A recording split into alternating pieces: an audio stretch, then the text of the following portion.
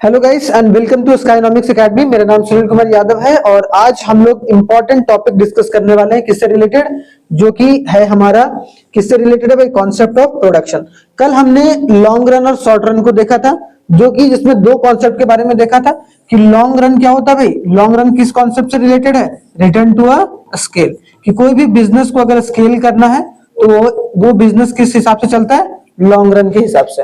उसमें एक और कॉन्सेप्ट देखा था कि लेबर और कैपिटल, उसमें लेबर और कैपिटल दोनों किस फैक्टर के रूप में काम करता है? वेरिएबल फैक्टर के रूप में काम करता है। मतलब दोनों वेरी करता है, वो भी बढ़ता है वो भी बढ़ता है। अगर घटाना होगा तो दोनों को घटाएगा। सेम उसी तरीके से हमने देखा था लास्ट वाले में, क्या देखा था? Short run. शॉर्ट रन किससे रिलेटेड है भाई? Return to a factor. किससे रिलेटेड है? Return to a factor. तो अगर आप लोगों की बुक में देखा जाए तो return to a factor, return to a scale के नाम से ये चैप्टर है, तो कंफ्यूजन नहीं करना है क्योंकि ये एक्चुअल में प्रोडक्शन का है।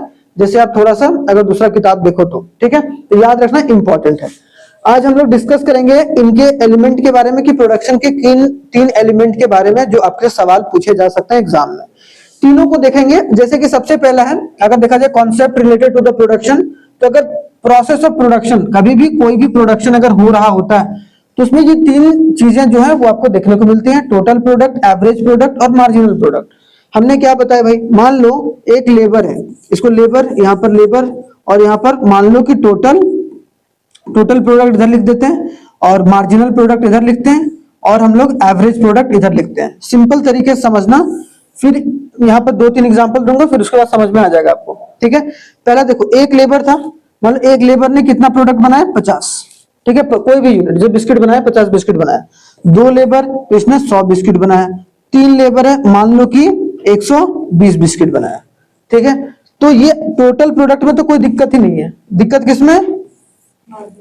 मार्जिन में। मार्जिन मतलब क्या होता है? जब एक लेबर हमने बढ़ाया, शुरुआत का जो मार्जिन प्रोडक्ट होगा वो क्या होगा? सेम होगा।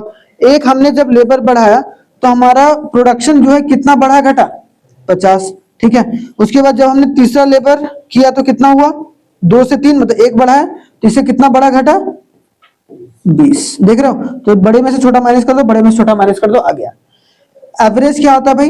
एवरेज इज इक्वल टू होता है टीपी बाई एल, मतलब जितना टोटल प्रोडक्ट एवरेज निकालते हो ना। हमने बोला भाई सब इस क्लास में जो है 50 साल 20 साल 30 साल के इतने इतने साल के बच्चे बैठे हुए हैं, कोई 50 साल का भी, कोई 30 साल का। एवरेज निकालो तो सबका एज को प्लस कर दोगे और divided by number of students. ठीक है, तो सेम उसी तरीके से यहाँ पर टोटल प्रोडक्ट कितना है भाई? 50। इसको डिवाइड किया 1 के साथ, कितना आ गया?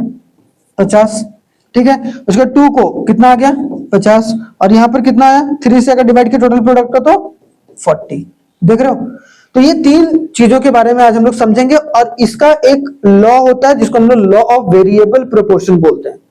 तो सवाल यहीं से आता है, लॉ ऑफ वेरिएबल प्रोपोर्शन से। यहां से न्यूमेरिकल टाइप में आएंगे जो कि आपको मैं लास्ट में समझाऊंगा।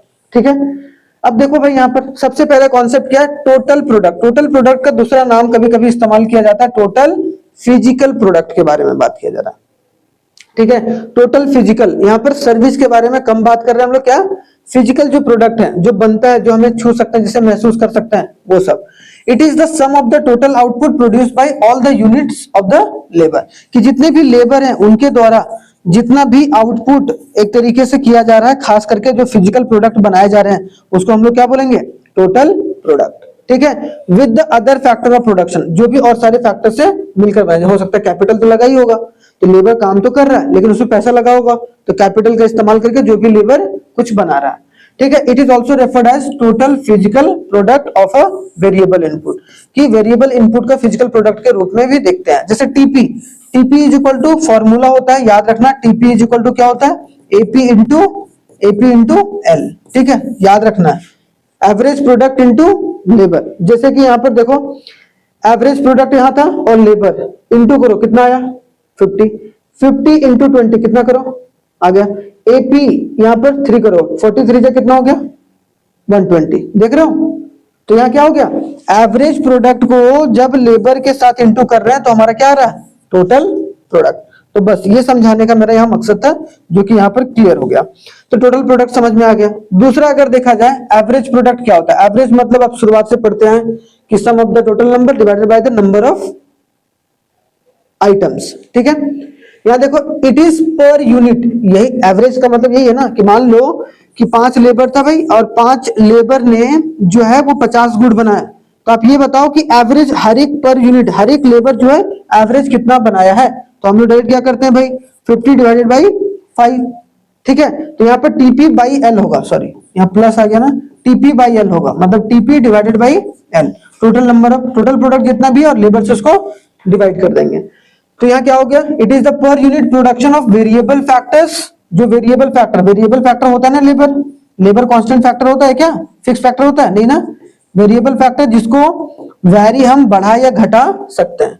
अब आप कैपिटल लगाए हो तो आप उसको बढ़ा घटा नहीं सकते हो। मशीन आपने एक बार खर्चा कर दिया तो ऐसा नहीं बोलोगे कि मशीन चलो 2% मशीन बढ़ा देते हैं या 4 मशीन बढ़ा देते हैं, वो अचानक से नहीं बढ़ता है, उसके लिए बहुत कैपिटल चाहिए होता है कि नहीं। लेकिन वेरिएबल फैक्टर को बढ़ा घटा सकते हो। तो याद रखना, by dividing the total number of product bye the number of unit of the variable input, और वेरिएबल इनपुट इसमें क्या है, लेबर है, इसीलिए लेबर से हम लोग डिवाइड करते हैं। तो हमारा क्या आ गया, total sorry average product. The average product curve is a hump shape और अ इन्वर्टेड यू, ऐसे होगा।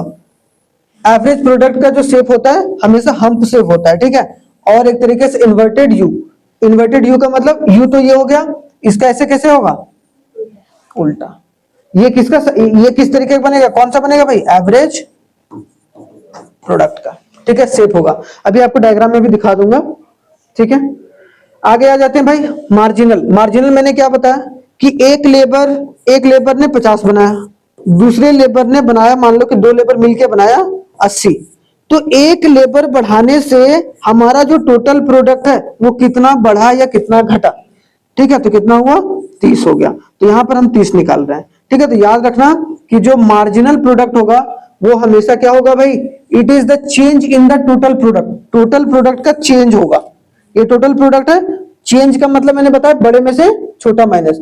उसमें बताया था हमने जब इलास्टिसिटी ऑफ सप्लाई बता रहे थे तो क्या बताया था कि अगर चेंज इन क्वांटिटी डिमांडेड मतलब बड़े में से छोटा को माइनस करना होता है।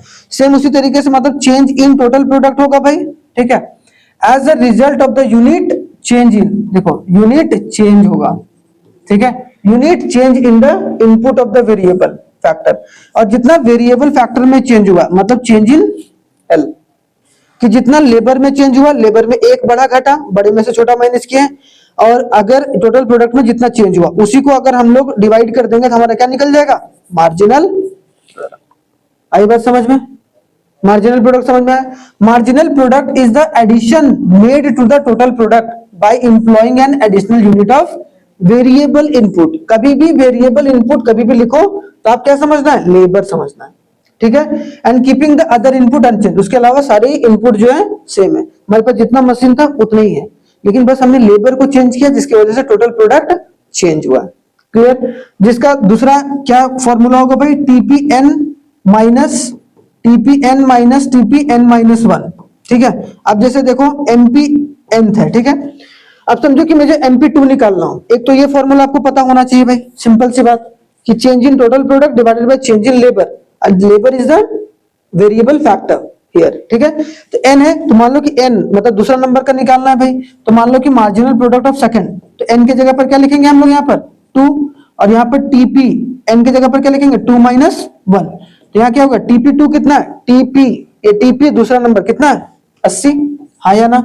देखो टीपी का दूसरा नंबर में कितना है 80, और यहाँ पर टीपी2 माइनस 1 क्या हो गया, टीपी1।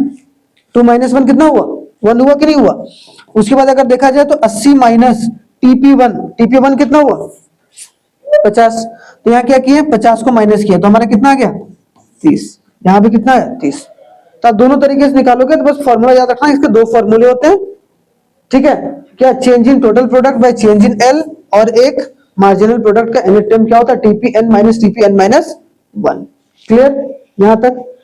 आगे देखो भाई, जैसे कि मैंने बताया था टीपीएमपी पढ़ने के बाद हमें एक वेरिएबल फैक्टर के बारे में पता होना चाहिए, जिस वेरिएबल फैक्टर को हम लोग क्या बोलते हैं, या जिस वेरिएबल प्रोपोर्शन को क्या बोलते हैं, the law of variable proportion.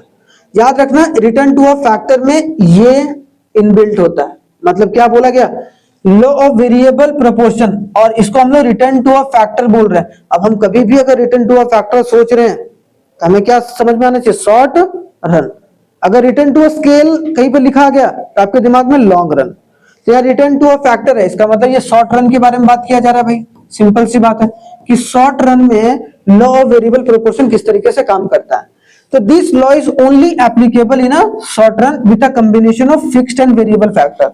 कि यहाँ पर दोनों फैक्टर होता है, फिक्स्ड और वेरिएबल, और लॉन्ग रन में दोनों वेरिएबल होता है, दोनों वेरी करता है, दोनों बढ़ता करता है। इसमें क्या होता है, लेबर और कैपिटल, लेबर और कैपिटल में कौन कांस्टेंट रहता है, capital, capital is the constant one. Constant का सिंपल सा मतलब क्या है कि यहाँ पर फिक्स फैक्टर कौन हो गया, फिक्स फैक्टर पर आपका कौन हो गया भाई, कैपिटल। और लेबर क्या होता है आपका, वेरिएबल फैक्टर। हमेशा लेबर जो होगा वो वेरिएबल फैक्टर के रूप में काम करेगा आपके इकोनॉमिक्स में, ठीक है, याद रखना है, सिंपल सी बात।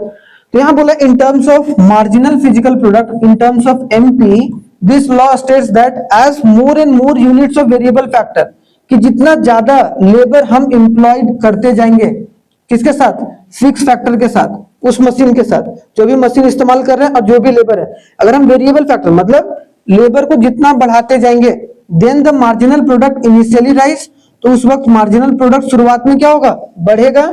मार्जिनल प्रोडक्ट कौन बढ़ेगा, मार्जिनल प्रोडक्ट बढ़ेगा, ठीक है। एंड एक तरीके से क्या होगा, reaches its maximum point and then start fall, eventually becomes negative. तीनों चीज होगा। क्या होगा भाई, हमारा यहाँ पर शुरुआत में क्या हो रहा है, बढ़ रहा है, फिर मैक्सिमम पर पहुंच रहा है, फिर मैक्सिमम पर पहुंच रहा है, फिर क्या होगा, डिक्रीज होगा, और फिर नेगेटिव हो रहा है। आई बात समझना।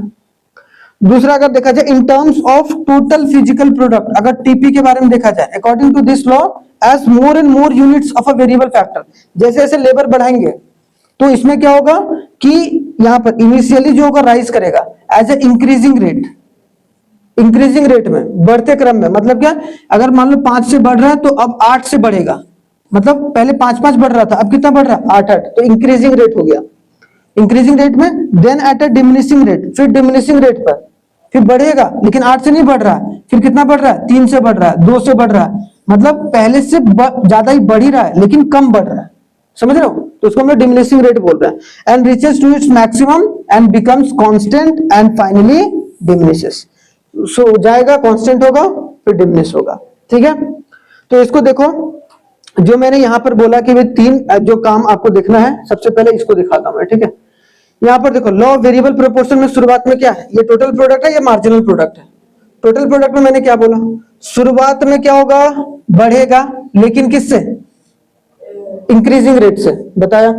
फिर इंक्रीजिंग रेट के बाद डिक्रीजिंग रेट पर आया ना, फिर आपका कांस्टेंट हो गया, जाके कांस्टेंट होने के बाद डिक्रीज। टीपी कभी भी नेगेटिव नहीं होता है, याद रखना। टोटल प्रोडक्ट कभी हो सकता है नेगेटिव, सोचो, नेगेटिव हो तो वो प्रोडक्शन ही करना बंद कर देगा, या तो बंद ही कर देगा, नेगेटिव तो होगा ही नहीं, क्योंकि जब तक लेबर है तब तक कुछ ना कुछ प्रोडक्शन है, सिंपल सी बात है। और मार्जिन चूंकि लेबर के बढ़ने और घटने से होता है तो वो नेगेटिव में जा सकता है। तो यहां शुरुआत में क्या किया, इनिशियली अभी बताया था मैंने, फिर ध्यान से दो, ध्यान देखो, यहाँ पर यही सवाल फंसाता है ना हमें। देखो एमपी शुरुआत में गया, मैक्सिमम पर गया, डिक्रीज किया, नेगेटिव। टीपी का मैंने बताया शुरुआत में इंक्रीज कर रहा है इंक्रीजिंग रेट पर, फिर इंक्रीज कर रहा है डिक्रीजिंग रेट पर, फिर कांस्टेंट हो गया, उसके बाद फिर डिमिनिश हो गया। देख रहे हो, उल्टा नहीं बोलेंगे, उल्टा कैसे बोल रहे हैं, देखो यहां पर समझो बात को। मैंने क्या बोला, यहां पर टीपी में शुरुआत में क्या हुआ, टीपी में शुरुआत में क्या हुआ, इंक्रीज कर रहा था, यहां पर मैं लिख देता हूं, इंक्रीज एट इंक्रीजिंग रेट, क्या हुआ, इंक्रीजिंग रेट से बढ़ रहा था, ठीक है। फिर टीपी क्या हुआ, सेकंड पर, दूसरा पर नहीं, इंक्रीज कर रहा था लेकिन लेकिन एट डिक्रीजिंग रेट हुआ ना, डिक्रीजिंग रेट पे मतलब पहले जैसा बढ़ नहीं रहा था लेकिन बढ़ रहा। फिर 3 हो गया, टीपी कांस्टेंट हो गया, टीपी क्या हो गया, कांस्टेंट हो गया, ठीक है। उसके बाद चौथा होगा, टीपी हमारा क्या होगा, डिक्रीज करेगा। और यहां पर जस्ट एमपी में लिखता हूं दूसरे इंक से। एमपी में क्या हुआ, शुरुआत में इंक्रीज कर गया, मतलब राइज किया, ठीक है, राइज किया, फिर सेकंड में क्या होगा, एमपी मैक्सिमम, ठीक है, क्या हुआ, मैक्सिमम गया। फिर उसके बाद एमपी क्या हुआ, डिक्रीज, फिर क्या हुआ, नेगेटिव। बस यही याद रखना है, इसी को तुम लैंग्वेज के फॉर्म में लिख देना है, खत्म कहानी, ठीक है। एमपी क्या हुआ, फिर नेगेटिव। तो यहां पर एक नोट करके लिखना है जरूर, ठीक है, note, TP can not be negative at any cost, ठीक है। TP can not be negative at any cost. ठीक है, एट एनी कॉस्ट। तो ये है जो आपको याद रखना है। ठीक है, समझ रहे हो? तो बस यही चीज देखो, शुरुआत में क्या हो गया, मार्जिनल प्रोडक्ट बढ़ा, फिर उसके बाद क्या हुआ, मैक्सिमम पर पॉइंट पर पहुंचा, फिर मैक्सिमम पॉइंट के बाद डिक्रीज होना शुरू हुआ, फिर आपको नेगेटिव, ये वाला क्या हो गया। हाँ, दोनों का कभी भी आएगा तो बोलेगा रिलेशनशिप बिटवीन, बताइए भाई टीपी और एमपी। अगर ये क्वेश्चन आ गया तो ये वाला बनाना है। ठीक है, रिलेशनशिप बिटवीन टीपी और एमपी। या फिर आ गया describe the law of variable proportion with the help of diagram. Law of variable proportion, law of variable proportion means it is a return to a factor. ठीक है, याद रखना है। और यहाँ पर शुरुआत में देखो ये बढ़ा, पहले इंक्रीजिंग रेट पर, फिर डिक्रीजिंग रेट पर बढ़ा, फिर एक तरीके से क्या हुआ, मैक्सिमम पहुंचा, फिर डिक्रीज हुआ। बस फर्स्ट स्टेज को हम लोग कौन सा स्टेज बोलते हैं, increasing return to a factor. दूसरे स्टेज को बोलते हैं हम लोग decreasing return to a factor, और तीसरे स्टेज को बोलते हैं हम लोग negative return to a factor. बस 3 स्टेज के बारे में यहाँ पर याद रखना है। ठीक है, समझ में आया? कोई दिक्कत, कोई परेशानी नहीं? ठीक है, अब ये वाला देखो सिंपल सा, यहाँ पर शुरुआत में क्या बोला गया भाई, शुरुआत में अगर यहाँ पर देखा जाए तो शुरुआत में क्या है, लेबर है, और यहाँ पर ये क्या है भाई, टोटल प्रोडक्ट है और एवरेज प्रोडक्ट है। शुरुआत में क्या हुआ, increasing return to a factor, decreasing return to a factor और negative return to a factor. ठीक है, समझ के चलना, इंपॉर्टेंट है। ठीक है, चलिए मिलते हैं कल हम लोग नेक्स्ट वीडियो में। तब तक आप लोग अपना बहुत बहुत ख्याल रखिएगा। धन्यवाद।